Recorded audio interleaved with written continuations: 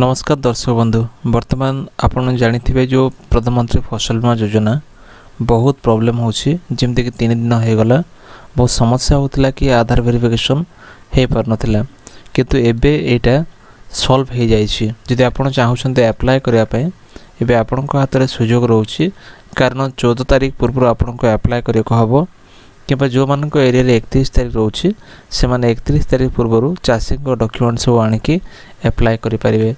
जेमते आगरो समस्या होतिला आधार वेरिफिकेशन रे प्रॉब्लम रहउतिला किंतु एबे सेटा सॉल्व हे जाई छि।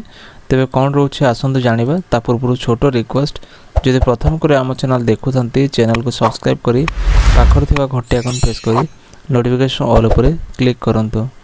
देखंतु प्रथम रे आपण एप्लीकेशन ऊपर चूज करी जेमते आपण एप्लीकेशन फॉर्म टाको भर्ती करिवे आपनकर बैंक डिटेल्स देकी अकाउंट नंबर सब एंट्री कला पर आपण चेक बैंक डिटेल्स ऊपर क्लिक करिवे तापर आपण तल को आसी देखिबे एटा ऑटोमेटिक वेरीफाई होछि।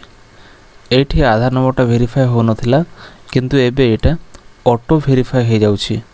तापर आपण मोबाइल वेरिफिकेशन करके आगो को बढ़िबे कारण ए जो समस्या थिला आधार वेरिफिकेशन हेबा वर्तमान ताहा बंद हे जाइछि और आपण चाहिले वर्तमान ऑनलाइन मध्ये करि परिए फ्रेंड्स।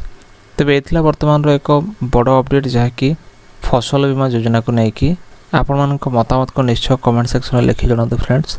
जदि कोन समस्या होछि आपण कमेंट सेक्शन में लिखंतु। देखा हो नेक्स्ट वीडियो रे। धन्यवाद।